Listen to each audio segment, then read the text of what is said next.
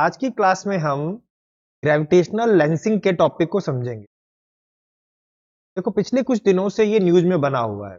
इसका कारण ये है कि वैज्ञानिकों के द्वारा 44 ऐसे तारों को देखा गया है जिनके अस्तित्व के बारे में अभी तक पता ही नहीं था, अर्थात उनके अस्तित्व का ज्ञान ही नहीं था।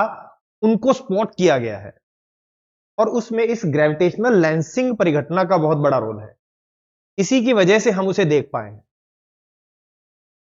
इस ग्रेविटेशनल लेंसिंग को नेचुरल कॉस्मिक टेलीस्कोप भी कहा जाता है। एक तरह का ये नेचुरल टेलीस्कोप है जिसकी वजह से हम दूर की चीजों को देख सकते हैं। लेकिन हमें देखना होगा कि ये काम कैसे करता है, ये है क्या और इसके क्या क्या रिजल्ट होते हैं, क्या क्या इसके प्रभाव होते हैं। देखो, यूपीएससी एग्जाम में क्वेश्चन लेता रहता है। एक बार वॉर्म होल के बारे में पूछा, ब्लैक होल के बारे में पूछा, अभी न्यूट्रॉन स्टार के बारे में पूछ चुका है, तो इस हबल के नियम के बारे में पूछ चुका है। तो इस तरह के क्वेश्चन आते हैं, तो ये ट्रेंडिंग में है, न्यूज में रहता है, इसलिए हमें इसको देखना है। लास्ट ईयर आइंस्टाइन रिंग के बारे में न्यूज में था, तो हमें ग्रेविटेशनल लेंसिंग को थोड़ा डिटेल में देखना होगा। तो अगर सबसे पहले मैं बात करूं कि ये हमें दिखाई क्यों नहीं दे रहे थे ये तारे, तो सबसे पहला तो सामान्य एक नियम है देखने का कि किसी वस्तु से अगर कोई प्रकाश आ रहा है तभी वो हमें दिखाई देगी। अर्थात कहीं से लाइट आ रही है तो वो हमारी आंखों पर पड़ेगी तभी वो हमें दिखाई देगा, अन्यथा वो हमें दिखाई नहीं देगी। अर्थात किसी वस्तु को देखने के लिए वहां से जो आने वाला प्रकाश है वो हम तक पहुंचना चाहिए। अगर लाइट हम तक नहीं पहुंचेगी तो हमें उसके बारे में कोई जानकारी नहीं मिलेगी। और दूसरा कंसेप्ट है लेंस का। देखो, लेंस में क्या होता है कि किरणें जो आ रही होती हैं वो उनको एक जगह एकत्रित कर देता है, कॉन्वेक्स लेंस, उत्तल लेंस जिसकी बात करते हैं। तो अगर हम इस पर किरणें इस तरह समानांतर आ रही हैं किरणें, तो वो इससे गुजरने के बाद इनको एक जगह पर एकत्रित कर देता है किसी एक केंद्र बिंदु पर। ये एक लेंस का नियम है, इसे हम अपवर्तन भी कह देते हैं। लेकिन देखो, यहां पर एक शब्द है ग्रेविटेशनल लेंसिंग, अर्थात गुरुत्वाकर्षण बल के प्रभाव में लेंस का काम हो रहा है। अर्थात यहां पर जो ग्रेविटी है या गुरुत्वाकर्षण बल है वो किरणों को मोड़ देगा, बेंड कर देगा, लाइट को बेंड कर देगा। तो ग्रेविटी या गुरुत्वाकर्षण बल के प्रभाव में, ग्रेविटेशनल फोर्स के प्रभाव में लाइट का मुड़ जाना ही ग्रेविटेशनल लेंसिंग है। तो लेकिन अब हमें देखना होगा कि इस जो हमने अभी तारों का एक समूह देखा वो हमें क्यों नहीं दिखाई दे रहा था और ग्रेविटेशनल लेंसिंग ने उसमें क्या रोल प्ले किया। तो देखो, है क्या कि जो अभी हमने तारे देखे हैं वो ड्रैगन आर्क गैलेक्सी का पार्ट है। एक ड्रैगन आर्क गैलेक्सी है, उसके अंदर ये 44 तारे थे। लेकिन उस गैलेक्सी और हमारी अर्थ के बीच में एक गैलेक्सी का समूह था, क्लस्टर ऑफ गैलेक्सी जिसे बोलते हैं। बहुत सारी गैलेक्सियों का एक समूह था। तो हमारी गैलेक्सी, हमारा जो अर्थ है और उस ड्रैगन आर्क गैलेक्सी के बीच में एक गैलेक्सीज का समूह था, जिसकी वजह से उस ड्रैगन आर्क गैलेक्सी से हमारे तक प्रकाश नहीं पहुंच पा रहा था। देखो, इस एग्जांपल से देख सकते हैं कि अगर मैं यहां कहूं कि ये वो ड्रैगन आर्क गैलेक्सी थी जिसमें वो 44 तारे थे और ये बीच में एक बहुत बड़ा गैलेक्सीज का समूह था, क्लस्टर था, और यहां पर हमारी अर्थ थी। तो जो यहां से आने वाली लाइट थी वो इस गैलेक्सी में से क्रॉस करके यहां तक आ ही नहीं पाएगी, हम तक पहुंच ही नहीं पाएगी, क्योंकि वो इसके पीछे है। इसीलिए उसके बारे में अभी तक जानकारी नहीं थी। और ये ड्रैगन आर्क गैलेक्सी यहां पर थी और यहां पर जो क्लस्टर था गैलेक्सीज का उसका नाम था एबेल 370। तो वो गैलेक्सीज का समूह है एक यहां पर, इस वजह से वो हमें दिखाई नहीं देता। लेकिन ग्रेविटेशनल लेंसिंग की वजह से वो हमें दिखाई दिया। उसका क्या कारण है? देखो, अब हुआ क्या कि जब उसमें से जो लाइट आ रही थी तो वो चारों दिशाओं में फैलेगी। तो जो लाइट इसके पास से, मान लो कि यहां से वो लाइट आ रही थी तो वो इस डायरेक्शन में जाती। अगर वो इस डायरेक्शन में जाती यहां से, तो ये सीधी लाइट यहां से जानी चाहिए थी, यूं इस डायरेक्शन में जाती, और यहां से आता है तो ये इस डायरेक्शन में जाती। लेकिन ये जो क्लस्टर था गैलेक्सीज का, जो गैलेक्सी का समूह था, इसका गुरुत्वाकर्षण इतना ज्यादा था कि इसने इसको बेंड कर दिया, इसको मोड़ दिया यहां से। तो इसने यूं इसको यहां से मोड़ा, तो इस मोड़ने की वजह से ये प्रकाश यहां से मुड़ के अर्थ की ओर आ गया। और इधर जो जा रहा था प्रकाश वो भी ग्रेविटेशनल फोर्स की वजह से बेंड होके इस डायरेक्शन में और अर्थ तक पहुंच गया। और दूसरा देखो यहां पर जो लाइट थी उसने इसको सारी को यहां पर जब इकट्ठा कर दिया तो लाइट मैग्नीफाई हो जाएगी, हमें उसका बड़ा हुआ प्रारूप नजर आएगा। अगर बहुत धुंधली सी लाइट होती, मान लो एक ही लाइट हम तक पहुंचती है, बहुत कम किरणें हम तक पहुंचती, तो हमें दिखाई ढंग से नहीं देता। लेकिन उसने क्या किया, जो बहुत सारी लाइट आ रही थी इस तरह से रेज जो जा रही होंगी यहां पर और भी तो रेज होंगी, उनको भी वो क्या करेगा, यहां से डिफ्लेक्ट करके इस डायरेक्शन में यहां से भेजेगा, यहां से वापस यहां और यहां।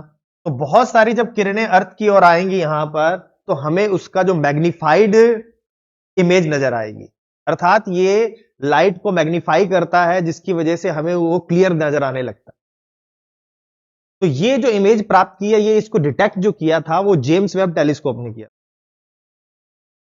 अन्यथा इनकी लाइट बहुत ही धुंधली होती है जो हमें डिटेक्ट नहीं कर पाती है, ना तो हबल कर पाएगा ना जेम्स वेब टेलीस्कोप कर पाएगा। लेकिन यहां पर इसने इस लाइट को मैग्नीफाई भी कर दिया, एक तो इसने इसको मोड़ दिया, बेंड कर दिया, और साथ ही साथ उसने इसको मैग्नीफाई कर दिया जिससे हमें वो स्टार्स उनको हम स्पॉट कर पाए या डिटेक्ट कर पाए। तो ये है ग्रेविटेशनल लेंसिंग। अभी और देखते हैं इसकी क्या परिघटनाएं होती। तो ये इस तरह का, हमें इस तरह से हमने क्या किया, उनको स्पॉट किया। तो ये ध्यान रखना है कि यहां पर ग्रेविटेशनल फोर्स की वजह से, गुरुत्वाकर्षण बल की वजह से लाइट बेंड हो रही है, वो लाइट मुड़ जा रही है, डिफ्लेक्ट हो जा रही है। तो एक तो इसका ये इफेक्ट है कि जो बहुत दूर गैलेक्सीज हैं या बहुत दूर स्टार्स हैं, उनको हम इस ग्रेविटेशनल लेंसिंग की वजह से देख सकते हैं या उनको डिटेक्ट कर सकते हैं। या बहुत दूर अगर कोई गैलेक्सी है, स्टार है, उनसे बहुत ही धुंधला प्रकाश आ रहा है, बहुत ही कम प्रकाश आ रहा है, तो उनको ये मैग्नीफाई करेगा, तो हम उनको स्पॉट कर सकते हैं, उनके बारे में जानकारी प्राप्त कर सकते हैं। तो यहां पर जो ये परिघटना है वो इससे संबंधित। लेकिन अभी हमें और देखना होगा। देखो इस डायग्राम के अलावा मैं आपको और दिखाता हूं आगे।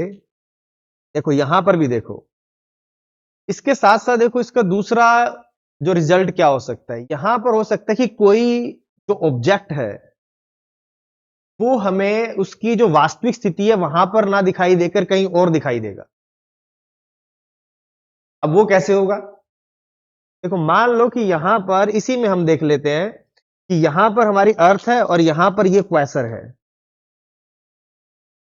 क्वेसर के बारे में आप जानते होंगे। देखो क्वेसर क्या होता है, क्वेसर किसी कोई बड़ी एक गैलेक्सी होती है, उसके अंदर जो केंद्र होता है वहां पर बहुत बड़ा ब्लैक होल होता है, सुपर मैसिव ब्लैक होल।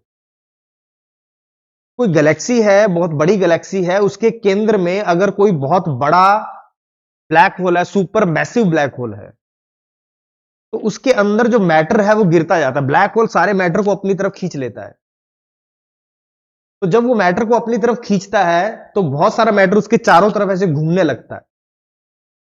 तो सुपर मैसिव जो ब्लैक होल है उसके चारों ओर जब मैटर इस तरह से घूमेगा तो वो आपस में टकराएगा, और टकराएगा तो वो बहुत ज्यादा वहां पर ऊर्जा उत्पन्न होगी, वहां का टेम्परेचर बहुत ज्यादा बढ़ जाएगा। उस चमकते हुए भाग को और इस ब्लैक होल को मिला के बोला जाता है क्वेसर।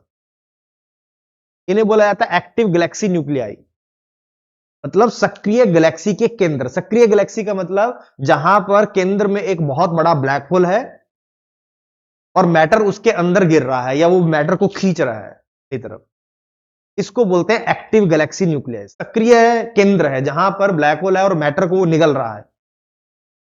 तो वहां पर बहुत ज्यादा प्रकाश होता है, लाइट होती है, लेकिन वो बहुत दूर है तो वो हमें दिखाई नहीं देते हैं। इसलिए वहां से आने वाली क्वेसर से मान लो कोई लाइट निकली तो वो क्या करेगा, ये उसके सामने जो बहुत बड़ी गैलेक्सी होगी वो उसको रिफ्लेक्ट कर देगी या उसको बैंड कर देगी इस तरह से, और वो हमें दिखाई दे जाएगा। वरना इस गैलेक्सी के पीछे होने की वजह से ये हमें कभी भी दिखाई नहीं देता। तो ये था आपका इसके वाला। अब इसके बाद देखो, मान लो कि ये क्वेसर यहां पर है और ये यहां से यूं लाइट आई, इसको जाना यूं जाना चाहिए था, हमने देखा था पहले यूं लाइट जाती, लेकिन इसको इस ग्रेविटेशनल फील्ड ने ऐसे बैंड कर दिया। और देखने का नियम क्या होता है, जिधर से लाइट आती है वो सीधी डायरेक्शन में ही हमें दिखाई देता है। अर्थात अगर हम यहां हैं तो हमें इस लाइन पर यूं दिखाई देगा, यहां स्ट्रेट लाइन में दिखाई देता है। तो हमारी जो आंख है वो स्ट्रेट लाइन में ही देखती है, यूं इस डायरेक्शन में, जहां से प्रकाश आ रहा है उसी के बस उसको पीछे की तरफ ले जाएगी, तो हमें ये जो क्वेश्चन है वो यहां नजर आएगा। और दूसरा इस साइड से जो आ रहा था प्रकाश, तो ये यूं जाएगा तो हमें यहां पर नजर आएगा। लेकिन इसकी वास्तविक परिस्थिति तो ये थी, लेकिन वो हमें यहां दिखाई देगा और यहां दिखाई देगा। तो इसका एक रिजल्ट ये भी होगा कि इससे कोई ऑब्जेक्ट है अपनी वास्तविक स्थिति पर ना दिखाई देकर किसी फॉल्स पोजीशन पे दिखाई, साथ ही साथ उसकी मल्टीपल इमेजेस भी दिखाई दे सकती हैं। देखो एक इमेज यहां पर नजर आएगी, एक यहां पर नजर आएगी, तो एक ही ऑब्जेक्ट की मल्टीपल इमेजेस नजर आ सकती हैं आपको।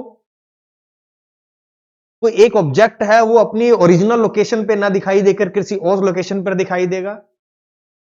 किसी दूर स्थित जो ऑब्जेक्ट है वो हमें मैग्नीफाई रूप में दिखाई देगा, आवर्धित फॉर्म में दिखाई देगा। और बहुत दूर ऑब्जेक्ट है जो हमें वास्तव में दिखाई नहीं देना चाहिए था क्योंकि बहुत दूर है या किसी बड़ी गैलेक्सीज के पीछे है, वो भी हमें दिखाई दे जाएगा। ये सारे इसके रिजल्ट हैं आपके ग्रेविटेशनल लेंसिंग के। अब इससे आगे और चलें, देखो ये तो हमने लेंस का कंसेप्ट देखा था, देखो ये भी एक हमें देखना पड़ेगा।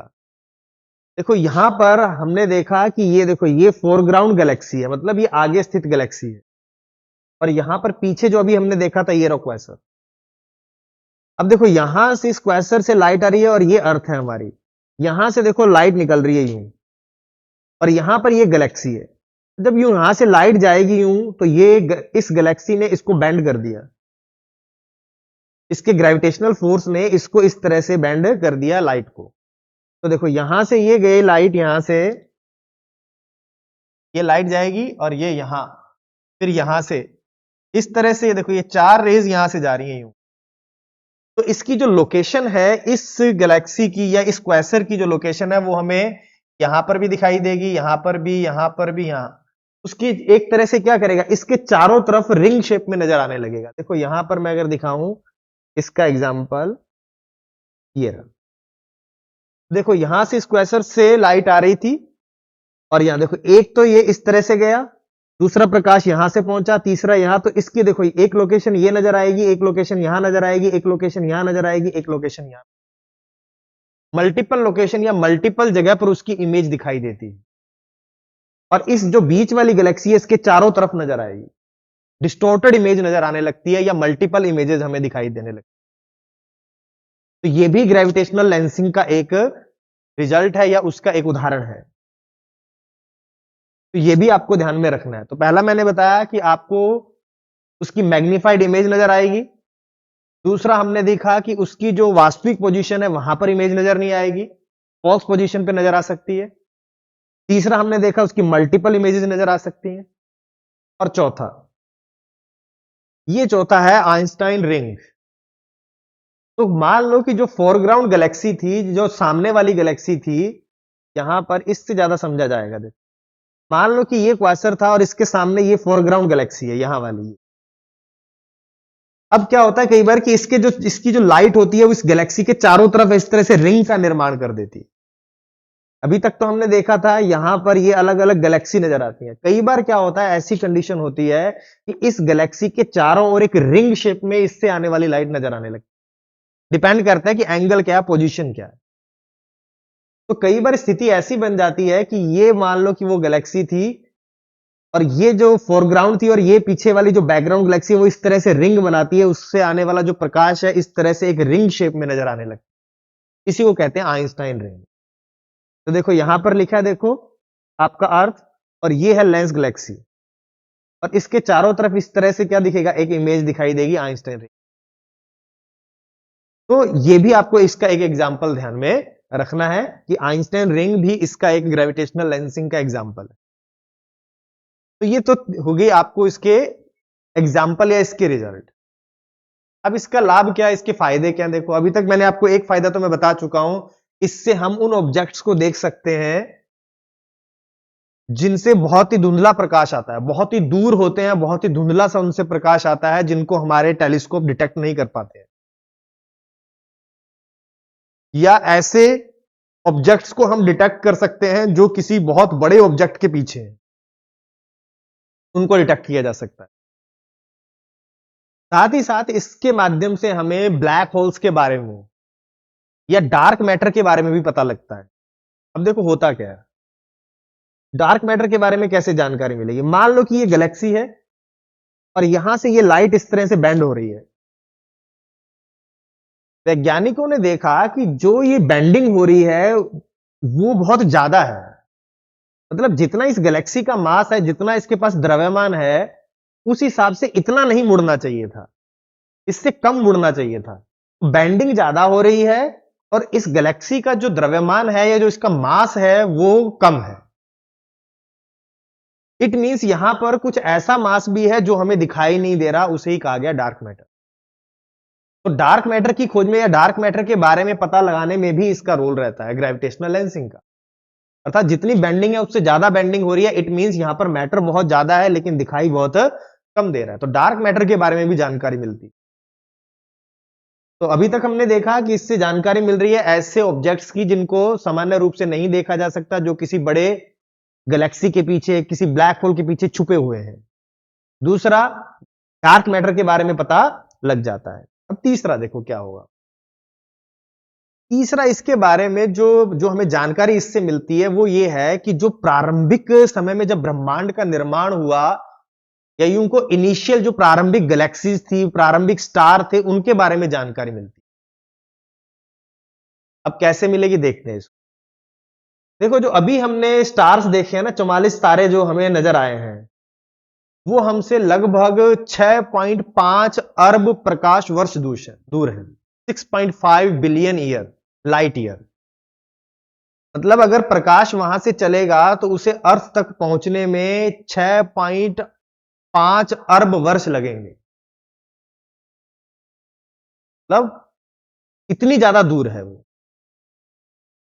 तो मान लो कि वो हमें 6.5 अरब वर्ष पूर्व की जानकारी अब दे रहे हैं। मतलब लाइट अगर हम तक पहुंच रही है, इट मींस वो वहां से कब चली होगी, 6.5 अरब वर्ष पूर्व। तो इतनी पुरानी लाइट हम तक अब पहुंच रही है, तो मतलब लाइट जो आ रही है ये हमें आज से 6.5 अरब वर्ष पुरानी जानकारी दे रही है। और उस टाइम पर जो परिघटनाएं हुई उनके बारे में हमें नॉलेज देगी। तो जब गैलेक्सीज का निर्माण हो रहा था या तारों का निर्माण हो रहा था, उस टाइम की जानकारी वो हमें देगी। तो हमें क्या पता लगेगा कि इनिशियल फेज में किस तरह से तारों का निर्माण हो रहा था, किस तरह से गैलेक्सीज का निर्माण हो रहा था। तो उन दशाओं के बारे में भी हमें इस ग्रेविटेशनल लेंसिंग से जानकारी मिलती है। तो ये भी इसका एक एप्लीकेशन है। तो ये भी हमें ध्यान में रखना है। इसके साथ साथ देखो देखो यहां पर मैं आपको दिखाता हूं। देखो यहां पर इसके परिणामों में दिखा देता हूं आपको कि इसको सारे को पढ़ने की आवश्यकता नहीं है। मैंने जो समझा दिया है वही बहुत है। पीपीटी को दोबारा पढ़ने में टाइम वेस्ट करने की आवश्यकता नहीं है। ये आपको पीपीटी मिल जाएगी। आप जो चैनल है रेवोल्यूशन आईएएस का, वहां पर जाएंगे, आपको ये पीपीटी मिल जाएगी। तो वहां से आपको ये पढ़ लेना है। देखो यहां देखो, इससे ब्रह्मांड के प्रारंभिक चरण में इसकी जांच के लिए एक महत्वपूर्ण उपकरण बना दिया है, जिससे प्रारंभिक आकाशगंगाओं से आने वाले प्रकाश को, जो आमतौर पर देखने में बहुत ही कमजोर होते हैं, जेम्स स्पेस टेलीस्कोप और हब्बल स्पेस टेलीस्कोप जैसे उपकरणों द्वारा देखा जा सकता है। तो जो इनिशियल गैलेक्सीज थी, इनिशियल जो स्टार का फॉर्मेशन हो रहा था, उनके बारे में जानकारी मिलेगी। क्योंकि जो प्रकाश अब हमें मिल रहा है वो बहुत पहले वहां से उत्सर्जित हुआ था, जो अब हम तक पहुंच रहा है। तो प्रारंभिक घटनाओं के बारे में, प्रारंभिक गैलेक्सीज के बारे में हमें जानकारी, इसको बोला जाता है कॉस्मिक नून के बारे में। अर्थात जब तारों का निर्माण हो रहा था, कॉस्मिक नून का मतलब बहुत सारे तारों का तब निर्माण हो रहा था, उस समय के बारे में हमें जानकारी भी प्राप्त। तो यहां तक तो ये हो गया इसका एप्लीकेशन और ये। लेकिन ये परिघटना ग्रेविटेशनल लेंसिंग होने के लिए कंडीशंस कुछ होनी चाहिए, और वो क्या है कि अर्थ और वो जो सामने एक गैलेक्सी है जिसे फोरग्राउंड गैलेक्सी कहते हैं, और एक पीछे बैकग्राउंड ऑब्जेक्ट या गैलेक्सी होनी चाहिए। तीनों एक रेखा में होने चाहिए, एक सीध में होने चाहिए। तब इस तरह की परिघटना या इस तरह का इफेक्ट उत्पन्न होता है। सामान्य तौर पर ऐसा नहीं होता। यह तभी हो पाएगा जब तीनों एक लाइन में होंगे। तो हरदम इस तरह की घटना नहीं होती है, रेयर चांस होते हैं कि इस तरह की परिघटनाएं हो। तो यह भी हमें ध्यान में रखना है। इसके बाद देखो एक और चीज, कि ये जो गुरुत्वाकर्षण लेंसिंग का कंसेप्ट है वो दिया किसने। तो ये कंसेप्ट दिया गया था आइंस्टाइन के द्वारा। तो उनके द्वारा ये कंसेप्ट सबसे पहले दिया गया था, जिसे बोलते हैं थ्योरी ऑफ जनरल रिलेटिविटी। तो उसके अंतर्गत इस सिद्धांत को दिया गया था।